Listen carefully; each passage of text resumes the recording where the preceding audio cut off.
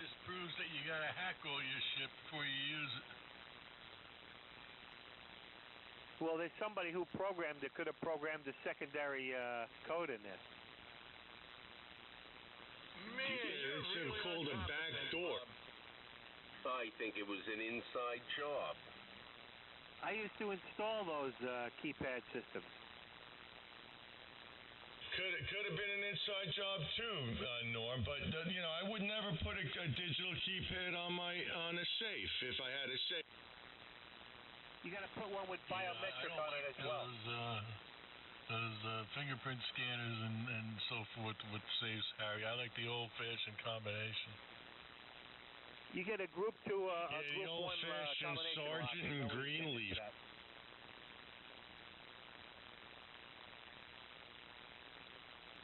What's the other one? Diebold.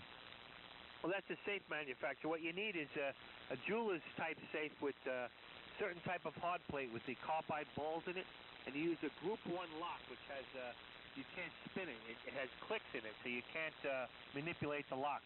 It's almost impossible to get in there with that. And with many relockers on the safe, they'll never get into that, short of blowing the damn thing up. I'm a safe guy too. I feel very secure with you. Well, I got a few things going on. When I was a kid, my old man rented out one of his stores to a jeweler, and the guy left, and he left behind a huge safe, man. That thing was a beauty. And the old man had to pay someone to take it away. Well, it probably wasn't a jeweler's safe. They're worth a lot of money. The old safes, those big-ass safes, they're not worth anything. Like you said, you got to pay someone to take. No, this thing was big. It had like 2 doors on the front, like a double-door refrigerator, and then it had a safe inside the safe, and it was large. I mean, this thing was big. I mean, I was a little kid, so everything appears bigger, but, I mean, it was big. Yeah, those double-door safes, they're filled with cement. They're mostly for fire resistance, and they have old-fashioned locks on them. Anybody who really, a safe guy, one little tiny hole, a 3/16 hole will have that thing open in about 15 minutes.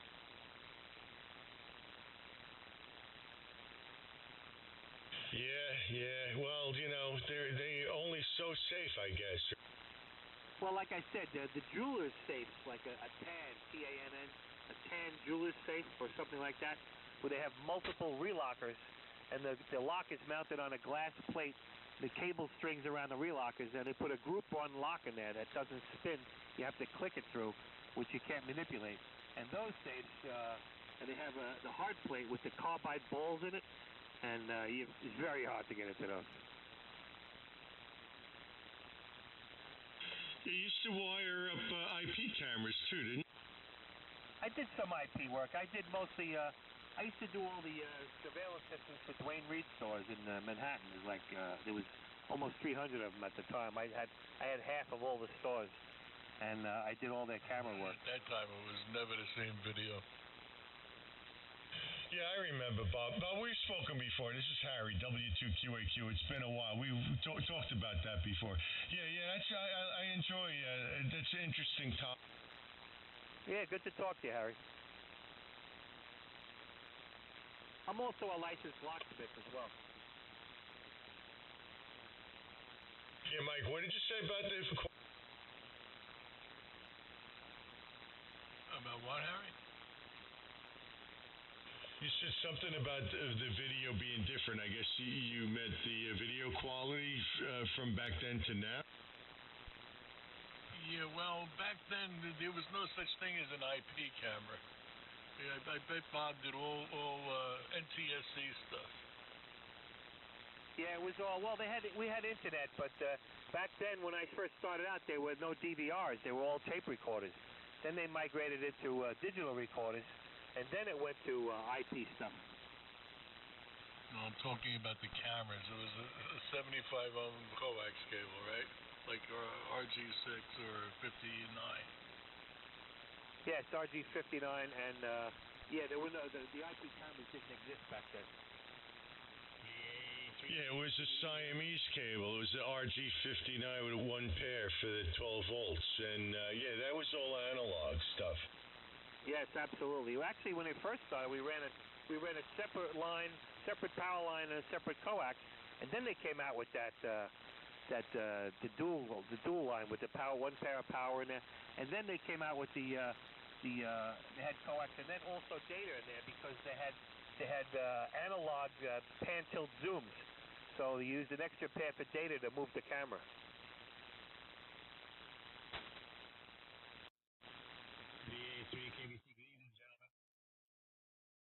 Hey, Harry, what is your call again?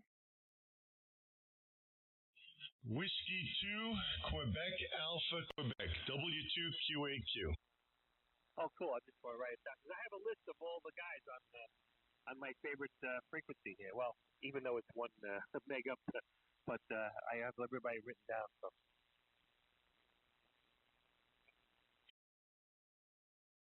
I took off pretty much most of last summer and into the fall, and it's just kind of been absent there for a while. But we're back. Not everybody, Mike. Oh, that wasn't Mike. And DJ's in there trying to get in. W0JAY, take it to standby. And R1R. Yeah, I'm just listening here, guys. Just KOMG. AC3 GD. Kilo Echo 2 Romeo Juliet Hotel.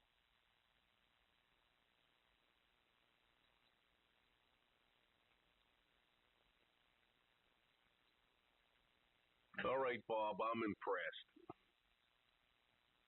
Well, you like the delivery or the lock and safe stuff? Well, I have an old military lock I bought at a yard sale. It's a big lock, had one key. You can't remove the key while the lock is open. It says, do not duplicate. Why can't I get it duplicated? It's mine. Well, a lot of times those kind of locks had a restricted keyway or a proprietary keyway. Now there's a lot of those high security locks with proprietary keyways. Actually, they also have sidebars on them. Different. It's hard to explain it, but they had proprietary keyways. Like the Postal Service uses a Yale keyway, but it's a reverse turn on like a reverse radius on the top, and they're hard to come by. And a lot of times, even high security locks today have cards that come with them, and the factory controls the key blanks. So and they take orders sometimes from licensed or authorized dealers, and if your invoices don't match the amount of allocated keys that you have, you can lose your dealership. But they have proprietary keyways, and that's how they restrict it, because anybody who has a key that fits into it can make a copy. But if you have proprietary keyways that the factory controls the key blanks that dealers receive, that's how they do it. And by the way, that's called a captive key. Okay, well, I'm pretty sure my friend bought a used M880, one of them Dodge trucks, and it was in the truck when he bought it, and he gave it to me. It used to have a chain on the hasp, so it had to stay wherever it was. But I've got the key, so I should be able to make a blank for that.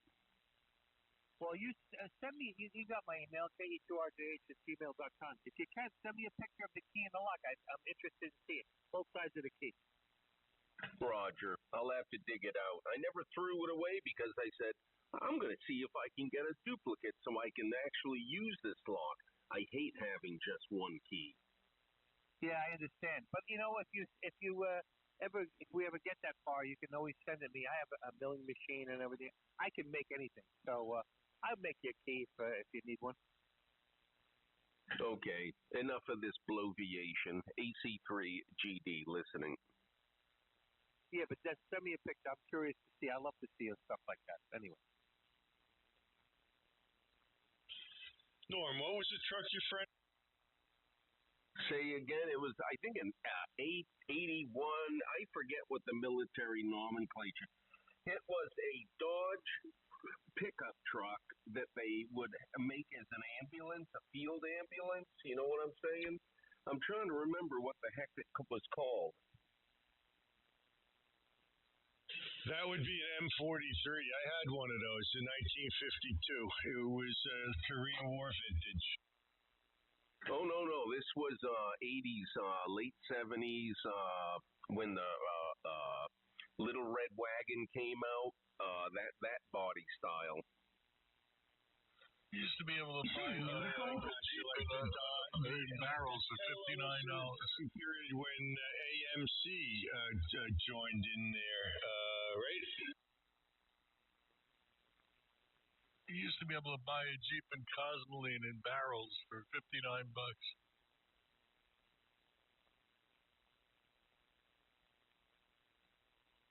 You know why they called them pickup trucks years ago when they first came out, right, Mike?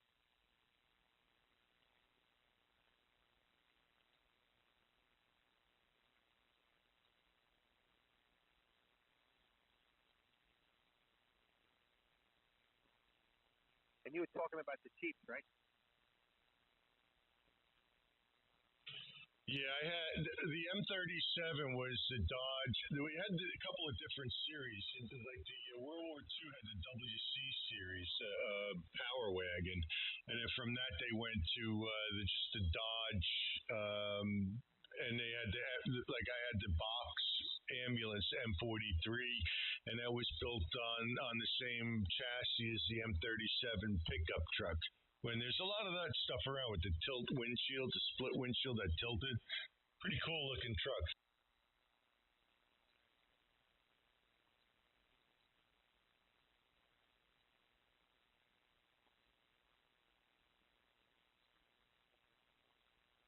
Those old WC series Power Wagons. So man, you put one of those together. They had the command car. If you could find one of those, boy, those were beautiful in the European theater, and that was for like the command upper echelon guys. Boy, those are some beautiful Power Wagon. Yeah, this was the M880. I was right. The M880, they started in 1978.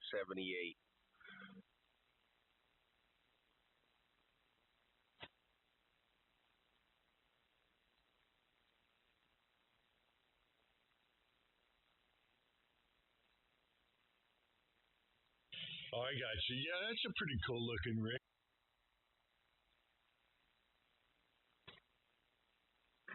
To my knowledge, I never seen one getting towed. I always seen them pulling and towing things, but I never seen one broke down. Did he have it? He had a diesel in there. Chrysler 318. That's almost just as. Which was a dependable motor, but I know my parents had Chrysler 318s, and the friggin' carburetors sucked. I wouldn't own Chrysler or anything. I have never owned one, and I never will. I've been jaded from my youth. Towards what? I used to like GM before they went queer commie. I was like GMC truck. Norm, punch in Dodge M43. I made a fishing rig, a beach buggy out of this thing, man. It was a beast. I had a CB radio in there with a long whip. And man, on the beach, that radio, 5 watts, you would get some serious DX with that beat. Yeah, isn't that the one that looked like the Willies? Well, those Dodge 43s are cool.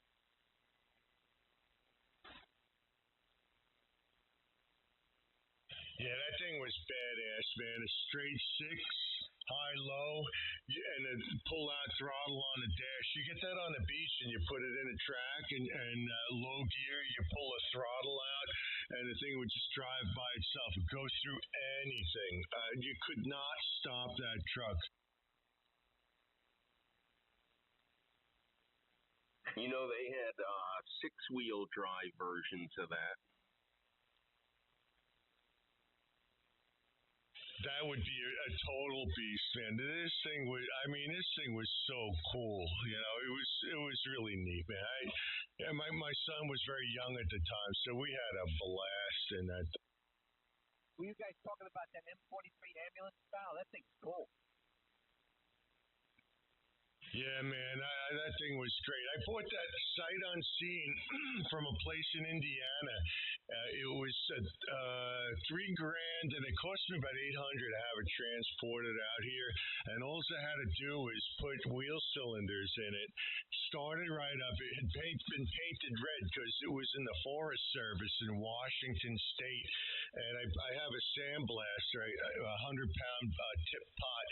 And I started sandblasting it, and the red was painted over those very markings you see if you pull it up on the internet. And I just sandblasted the red off. And man, I got to pull a picture of that thing out somewhere. I got one. Yeah, those are cool.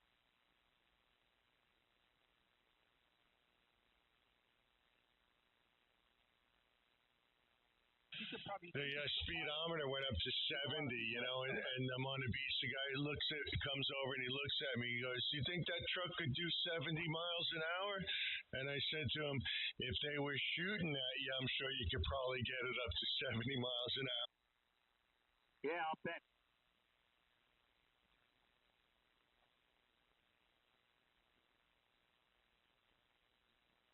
That had a death wobble, though, like right around 37 miles an hour. You had to hold that wheel and just power through it. And right around 43 miles an hour, it would shimmy. The shimmy would stop. But man, the first time that happened, it scared the living daylights out of me. W2QAQ. Yeah, the Centerlink used to jump up and down. Are you talking about that M43, right?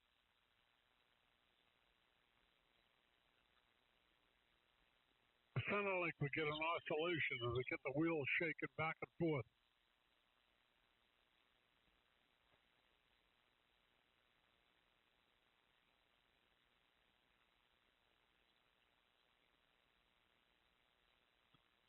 Yeah, there's a website, Military Trader Vehicles, I'm looking at, and they show you those ambulances in service and all that. Pretty cool. Yeah, this thing was authentic. It had the blackout lights and everything, man. It was great. I'm glad I had that. Hey, Jay, my brother just moved. He's in Meriden, Connecticut, not far from you. From me? Yeah, Meriden. Yeah, it's not too far from me. I'm in Seymour. Yeah, I just moved him up there. He's working at Assa Abloy. Are you familiar with Assa Abloy? No, I work for Hartford Healthcare. Well, there was a company in Maspeth, Queens, when I lived in Queens. It was there for many years called Securitech. They make lots of different styles of locks, and I knew the owner of the company and everything. And I got my brother a job there 25 years ago, and when the owner died and his son had the business, the son finally sold it to Assa Abloy. It's a Scandinavian company. They have a $42 billion a year revenue, and their headquarters is in New Haven, and their manufacturing plant's in Berlin, a little north of Meriden, and 850,000 square feet. So my brother went from a regular job and everything. Now he's in probation now, but it'll be a union job. He got a big bump in salary. They gave him a big sign-on bonus, and my brother's not a skilled worker, so it's a real big win for him. That's why I moved him up there, but that's where he's at now. I want to think I've heard of that place. There's a friend of mine works for a locksmith not too far away from here. I can't even think the name of the place. They're in Derby. Oh my God, I can't even think of the name of the place. But anyway, yeah, there's quite a few of them around. Also, I know a locksmith down there in New York, in the Bronx. He's a ham operator as well. Yeah, cool. There's a lot of this, but this company, Assa Abloy, they took over a lot. They bought a lot of companies like Ilco, so many brands. All the big companies like Stanley and Assa Abloy. They bought all the name brands like Medico and whatchamacallit, like I said, Ilco Lock. There's another one I can't remember the name, but all big lock banks. So this company is just massive, man. Just an incredible. I took a tour there before they had an open factory day there, and we went up there. But what a great place! And a lot of automated machinery, just pin and locks and all kinds of stuff. They bought Sargent. I think they bought Sargent as well. A lot of big manufacturers are absorbed by Assa Abloy. Just incredible place. Yeah, I needed a locksmith to get that old ball and chain off me, then I lost her. The courts took it off, so I was happy about that. But yeah, locksmiths, man, they do a great job, and I watched some locksmith videos on YouTube, and it looks easy, but it's really not. Well, it's cool because like for me, I've been fixing and making things all my life, and I have more tools than you can imagine, and I love cutting. I used to fix everything right by hand. I'd make my own parts. Like I'd go to a place to fix them. I'd make parts right in my hand. I'd carry spare steel on me, and then with the tools I had just in my van, I'd make parts, thread it, tap it, everything. I worked in aircraft machine shops for most of my life, so to me that was just I love doing that stuff. But and my wife's a matrimonial attorney, but I guess you don't need that anymore. Yeah, I guess not. Well, that's cool, man. That's awesome. I was a woodworker for a while, and then I was a boat captain, and now I'm in healthcare. So go figure. I don't know how I did that. Wow, woodworking. That's what I do now. I make custom furniture and lamps. Check out my website, mountainmagicfurnishings.com, and you'll see the stuff I've made over the past 8-10 years.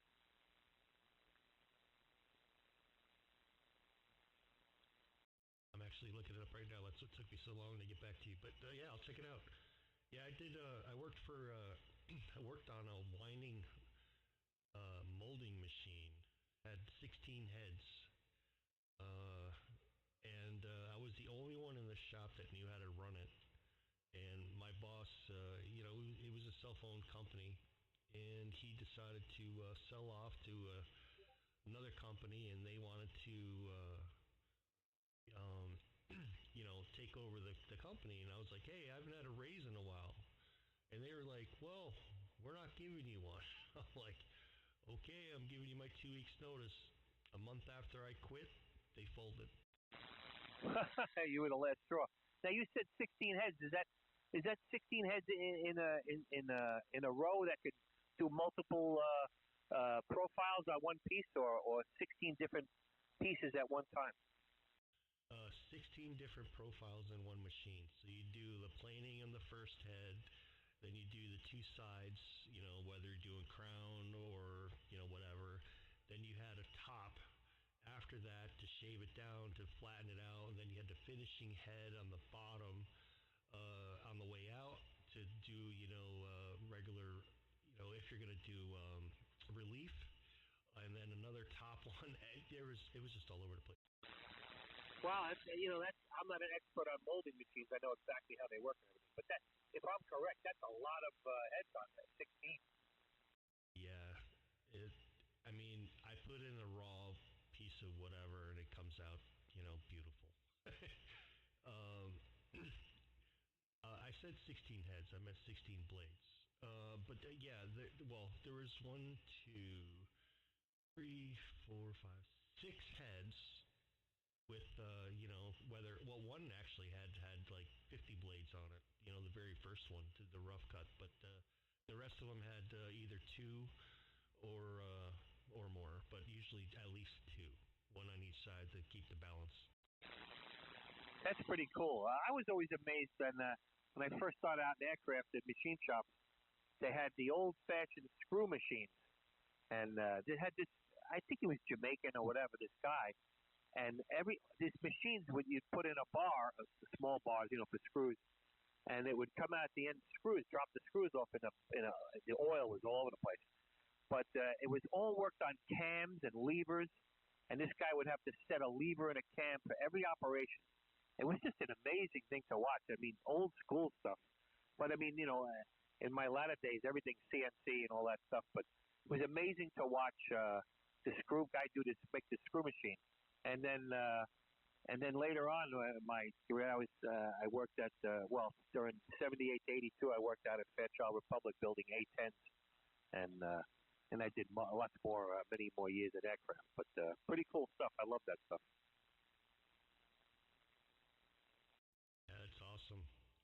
Yeah, I worked in the machine shop too for a while. Actually, I went from the machine shop as a precision sheet metal mechanic and a machinist to woodworking. So, man, what a difference. Woodworking was a lot. It was fun. I enjoyed that more. Well, the difference is I always loved metal, but the difference is, wood is a whole new feeling. It's like a natural product. It gives you a feeling of I don't know, nature. It's like a live, it's a live kind of thing. Where metal is just metal. But it was easy for me to transition from precision metalworking and machining to woodworking. That's like I worked on stuff with tolerances of plus or minus 2/10,000, which is like 30,000 is like a football field, so or 16th or 32nd, whatever. So it was easy. It was an easy transition to go from metalworking to woodworking. Oh yeah, 100%, 110%. Yeah, I mean, when I was bending sheet metal, like you'd have to, know how much the sheet metal was going to stretch, how much, and how many bends you were going to stretch through, so you know how big to make it, and it was down to, the thousandth. So, yeah, going from that to woodworking, what a breeze. I mean, an inch was an inch, you didn't go down to, well, I mean, you did, but you know what I'm saying.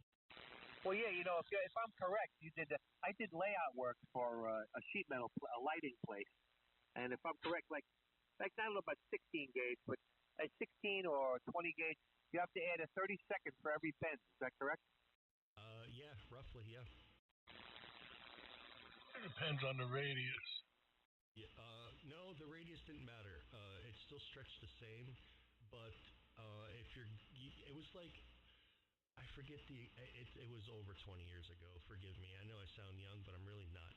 It was probably, I want to say it was like a third almost of the thickness of the metal.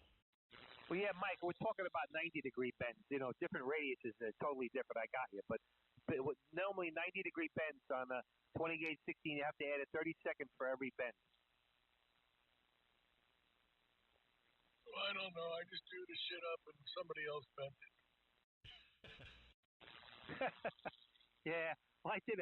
I worked in a lighting place, and I made a mistake once on one thing. I made a mistake on, and it showed, and the light was able to escape through the fixture, but they put a foam rubber gasket in there. But that was I hate making mistakes, But everybody, if you don't make anybody tells you they don't make mistakes, there's a lying guy right there.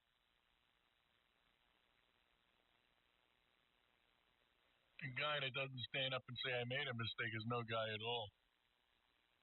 Well, I didn't know it was a mistake until it got down the line. And the sheets were bent up, and then they went to assemble them in the light fixtures on the other aluminum extrusion. So I didn't know right away until then. And he's not. You can't not admit it because it's short and the light's coming through. So there you go. Yeah, my favorite steakhouse had a sign up that said, "Let us know if we made a mistake." Good.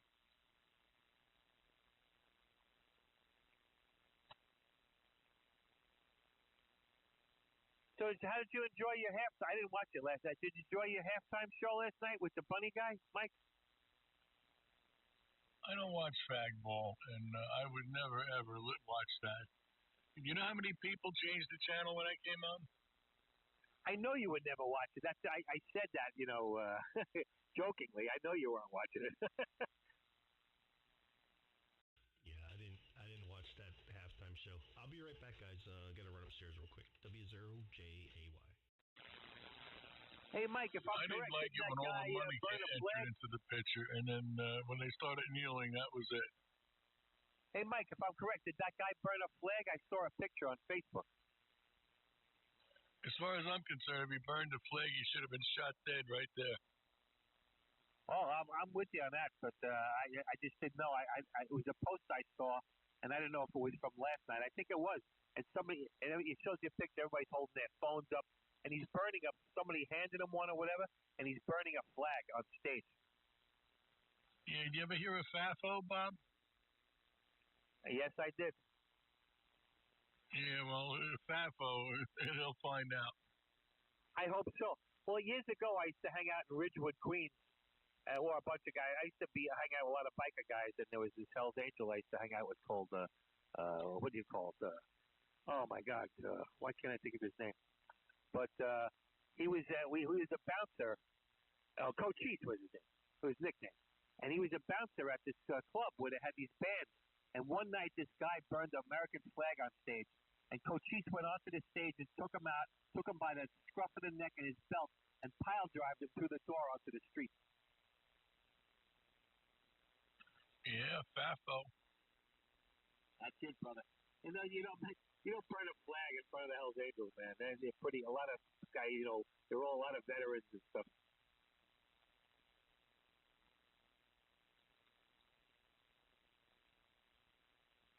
Mikey, what's going on? Real men have died fighting for that flag. Yeah, what's going on, Ray? 12 a.m.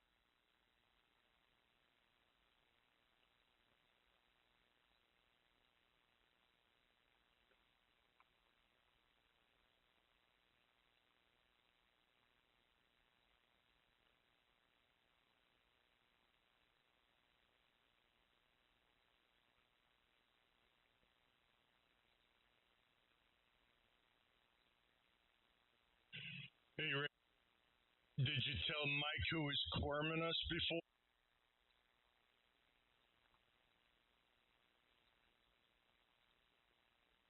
Well, who was Corman?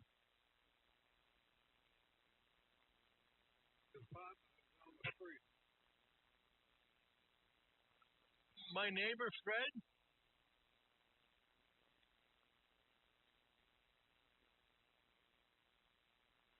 No, Mine. Fred's doing it. He can't hide from me.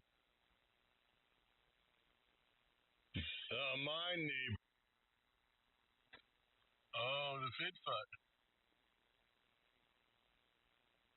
Yeah, yep. I called him out and it went away immediately. Yeah, well, I think he's suffering from Alzheimer's. He may not be around much longer.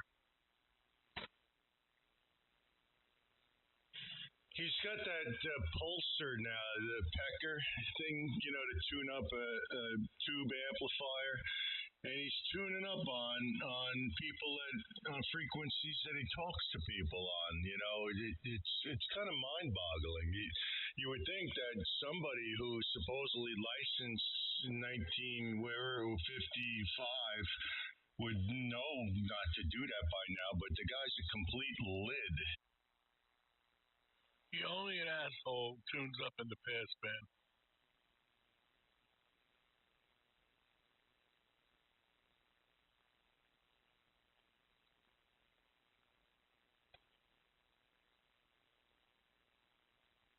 At least while Acusa's going on. If it's quiet, yeah, I could see that. Yeah, no. There's an active QSO. You know, it's just in the past band.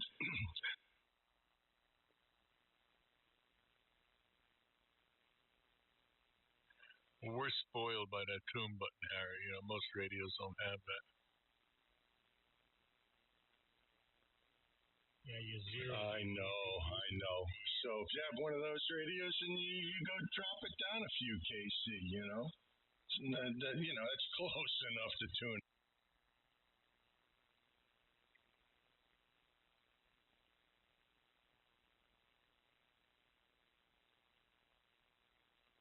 There's different types of those pulsers. So, you know, there's the type that plugs in the key jack, and there's the type that plugs in the mic jack.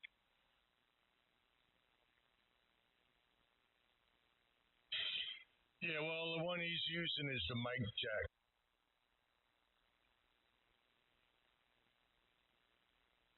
You know, the Rat has the same thing in it. Yeah, I know. I used to think he wasn't too bad, Ray, but the more I find out, the more I'm thinking that he's tutti frutti. Oh, the rat is a fanook. Oh, You didn't know that? no. That's why Eddie likes those types so much. No shit. Friend is a ham. Howie is his girlfriend. Alrighty, I am back. Yeah. Another weekend of sucking a dick. What are you sucking? You should play that guy from last night with the $20 thing. And we're talking about the rat. Oh, Doug has that. You got to get Doug to play that $20. Yeah, what did he say? I forgot what he said. What did he say? He goes like, I'll do queer for $20, something like that. Oh yeah, I'll be queer for money. $20 and he'd suck a dick any day of the week. Bob, don't besmirch Doug's name. That wasn't Doug. That was Dave. No, Doug has the recording. Oh my. No, I know it was Dave that said it, but Doug's the one who had the recording, so we got to get him to play that for us. That's priceless, that recording. Oh, it definitely. Say, that's a keeper. It's on his web YouTube page. It's a minute and a half long. It's hilarious. Oh, he put it on the web YouTube already? Yeah, Roger that. It's KB. Go to YouTube and search KB2UKA. Always making friends. I think that's it. Oh no, I know you're talking about that other guy, but he didn't put that recording on there, did he? No. If this is the one you're talking about. No, I think I have it. I think it's right on my thing. Incriminating. Yeah, that's it. But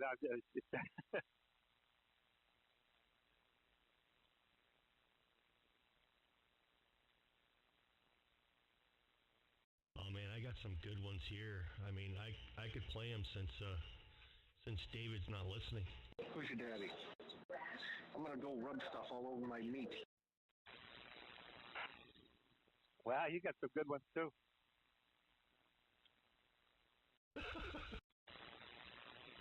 You got to add the other one to that somehow. You get Doug to play it, you can record it, and you can add it to the other one. Oh, and then you got Bob. I like Hummers. And him losing his mind. Say that again, Mike. You've got double. Yeah, I said, you don't have the one of me calling Fudd a communist and him losing his mind. That would be very enjoyable to hear.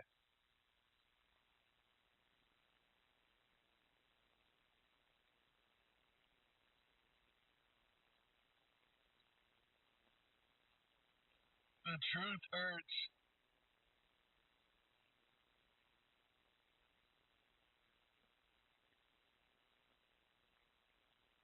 Go ahead, Yes, Rat. Record indeed. that and mail it to the Certainly little does at commie down in times, doesn't it? Florida.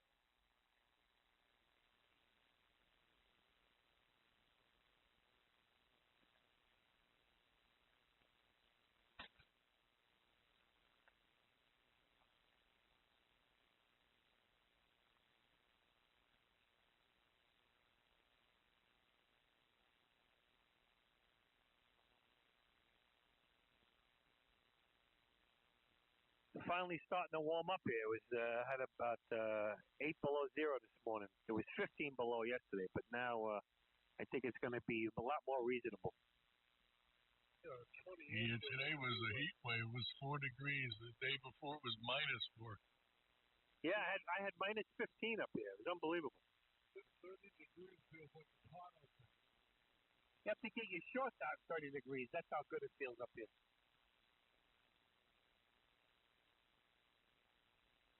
When I lived in the city, I'd go out in a T-shirt and shorts to shovel, and the Arabs across the street would have 3 parkas on. The sand ends. You know what I'm talking about. I had to go somewhere today. It was kind of treacherous. There was black ice.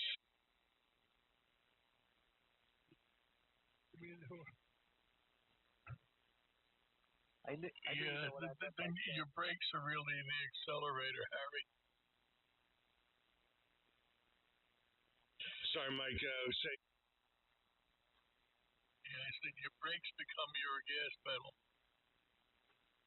Oops. Yeah, no, I felt the car slipping, slightly, and I just let it eased off the gas. I was in a curve, and just no problem. But I saw a little further west as we were driving along on the other side of the road, another hard curve like that. A car went into a snowbank and had some serious front end damage. W2QAQ. Hey, Mike, what did they call the protesters when they blocked the roads and everything? They called them speed bumps.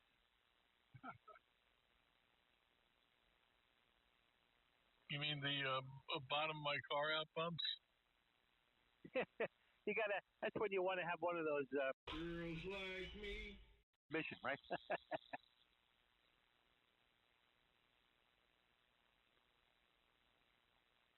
One Delta Radio sugar.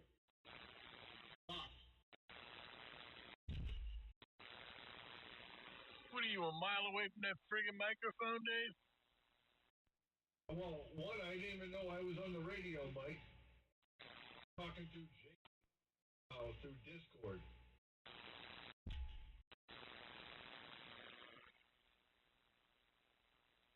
He's on Vox through Discord coming out of my radio.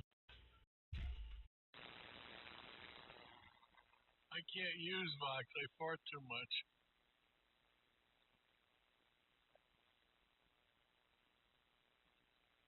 Good. And I don't think Bad Bunny burned a flag yesterday. I would have heard about that. Yeah, that's what I was talking about before. Yeah, I watched Turning Point. I didn't watch it. Turn the channel. But I'm going to look it up. He burned a flag. It would have caused an uproar. I have a picture. I put it on Facebook.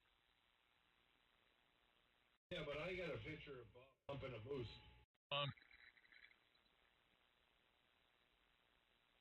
Got to do that AI stuff can do crazy stuff. Hot and 12 a.m.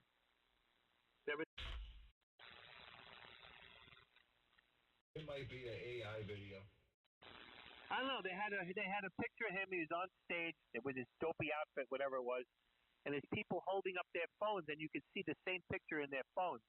And it looked like someone handed him a flag, and he's burning it. Well, I got a picture of me on stage when everybody was never on stage. Oh, well, you don't know what's going on with that AI anymore. You can't trust anything.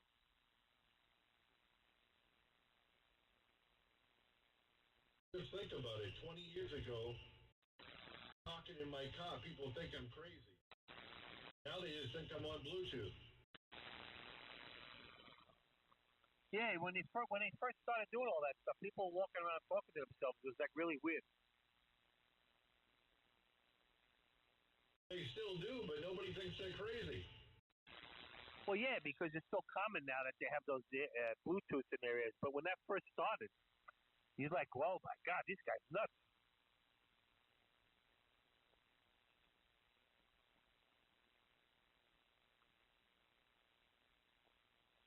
Well, time to go in and start a fire. I'll bid you guys a 73. Have a good night. This is KE2RJH.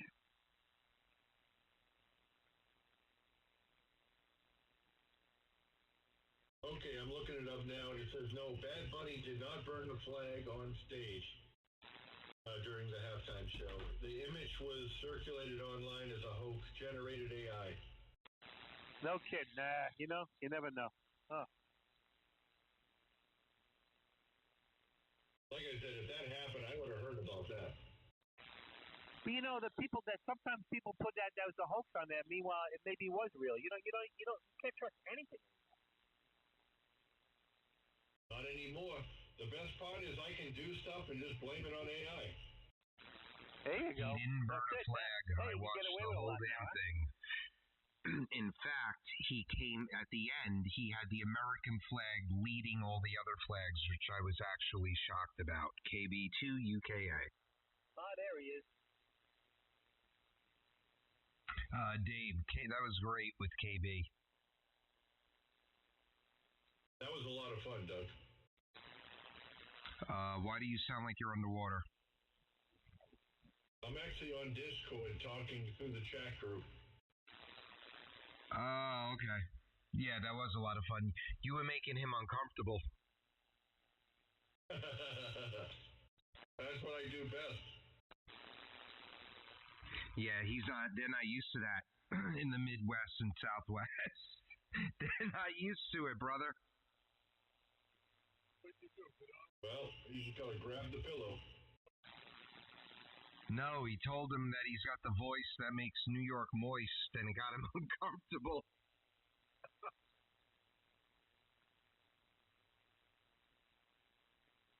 That's a good line.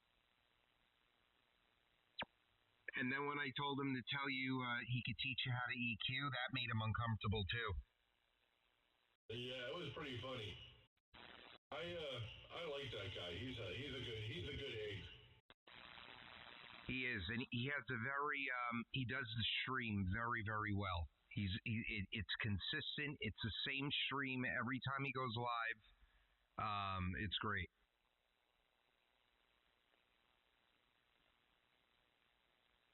Yeah, he's